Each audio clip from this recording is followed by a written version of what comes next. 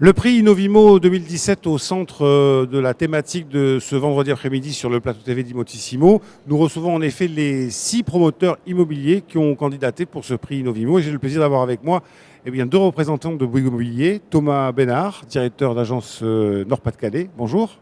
Bonjour. Et bienvenue. Et Xavier Duquesne, qui est responsable marketing région chez Bouygues Immobilier. Alors Bonjour. vous venez pour un programme qui s'appelle 5e Avenue. Alors c'est très ambitieux, 5e Avenue, hein, c'est une belle artère de l'autre côté de l'Atlantique. Un programme de Bouygues qui se situe à quel endroit? Allez-y, allez-y. Donc à la Madeleine, sur l'avenue de la République, sur les grands boulevards. Donc c'est un beau quartier. Tout à fait. D'où le nom en fait, du programme, étant donné qu'il est sur une avenue très belle et très cotée de la métropole. Tout à fait. Alors c'est un programme qui est en cours de construction.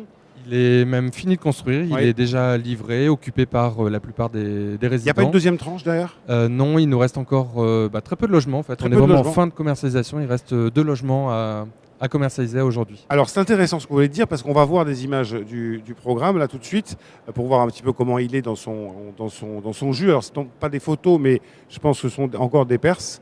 Est-ce qu'on peut les mettre à l'antenne? Donc pour Bouygues Immobilier, on va voir ça. Pardon? Pas tout de suite, c'est pas grave, on fera ça juste après. Non, pour dire tout simplement que les arguments que vous avancez pour l'innovation technologique, sont des arguments qui sont liés, on va dire, à ce qu'on pourrait appeler une résidence 2.0, pour faire simple. Hein. Oui, tout à fait. En fait, c'est une résidence 2.0 à différents points de vue. C'est déjà une résidence dans laquelle on a souhaité mettre le logement connecté à l'honneur. C'est la toute première résidence chez Bouygues Immobilier et peut-être même en France qui est entièrement, ou en tout cas dans sa plus grande partie, connectée. C'est-à-dire que les appartements bénéficient de solutions domotiques assez poussées. On peut piloter son chauffage, son éclairage, ses lumières, sa sonorisation également, de manière centralisée ou pièce par pièce via une application, donc via son iPhone ou sa tablette. Cette opération d'ailleurs, qui a été développée de façon locale, a été benchmarkée chez nous, chez Bouygues Immobilier au national par les services centralisés. Et aujourd'hui, ça donne lieu justement à un logement connecté qui est généralisé sur l'ensemble des résidences collectives de France. Alors en fait, votre slogan, c'est un peu mon appartement, ma résidence, mon quartier dans ma poche, avec une application qui s'appelle Flexcom, c'est ça?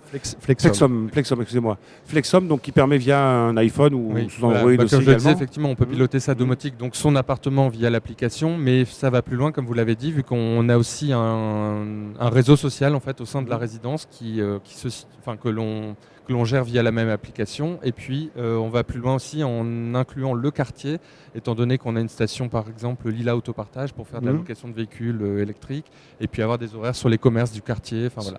Au niveau du quartier, vous pouvez aussi faire des liens avec Transpol pour les transports en commun, comme on a proximité immédiate du tramway et du métro.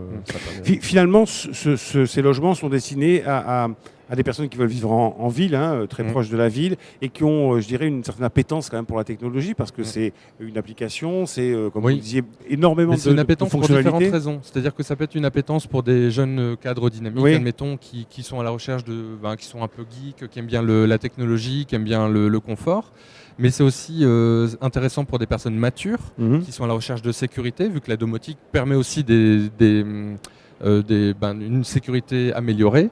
Et puis d'autre part, c'est aussi pour des personnes à mobilité réduite, par exemple, qui permettent le logement permet une plus grande autonomie pour des personnes à mobilité réduite. On a quelqu'un justement d'ailleurs sur la résidence qui est tétraplégique et qui a, après un retour d'expérience sur le sujet, même s'il est là depuis peu de mois, et il dit que c'est un vrai changement de vie pour lui parce qu'il était aidé pratiquement avec une personne à temps plein et aujourd'hui il réduit fortement le nombre d'heures de ces personnes pour l'aider au quotidien. Il retrouve une vraie autonomie, une vraie qualité de vie malgré son handicap. Alors on va peut-être voir des images, je ne sais pas si on les a déjà vues, voilà, les voici, donc le projet 5e Avenue Bouygues Immobilier. En fait, si on reprend les 3 points qui sont juste derrière, on en a parlé largement, en phase avec les points d'intérêt du quartier. C'est-à-dire que l'idée, c'est quand même d'être dans un quartier, de ne pas bunkériser une résidence, mais justement par sa technologie. On l'ouvre sur le quartier, effectivement, dans son environnement. Xavier parlait tout à l'heure de voitures en autopartage. Le site a été dédié spécifiquement à la résidence à l'origine, mais il est ouvert aux gens du quartier. Et effectivement, le but, c'est de s'ouvrir vers l'extérieur. Alors vous avez eu les honneurs du plateau TV d'Imotissimo, mais vous avez eu les honneurs aussi de la presse la grande presse nationale. Hein. J'ai vu que vous étiez passé sur TF1, sur France 2. Oui, comme je vous disais, c'est vraiment une innovation chez Bouygues Immobilier et au-delà de ça, dans la promotion immobilière en général, au niveau national. Et du coup, effectivement, on a eu la chance de bénéficier d'une couverture médiatique assez importante, notamment le 20h de TF1, le 13h de France 2, une page dans Le Parisien, Radio France également qui est venue faire un reportage. Donc, Une dernière question, puisque la résidence est quasiment totalement occupée. Quelles sont les réactions des occupants à l'usage ?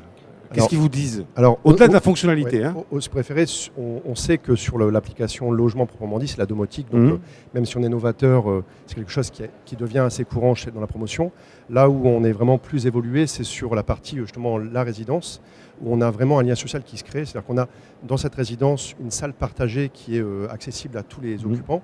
Et les gens, justement, finalement, génèrent des besoins mutuels.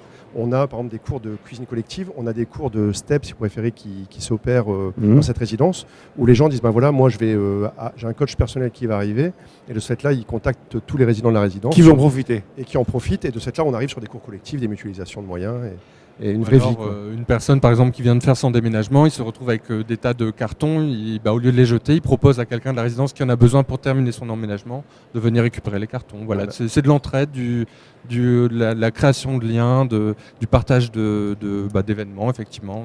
On a par exemple des personnes âgées qui disent voilà, est-ce que vous pouvez aller faire des courses pour moi parce qu'il y a des éléments lourds.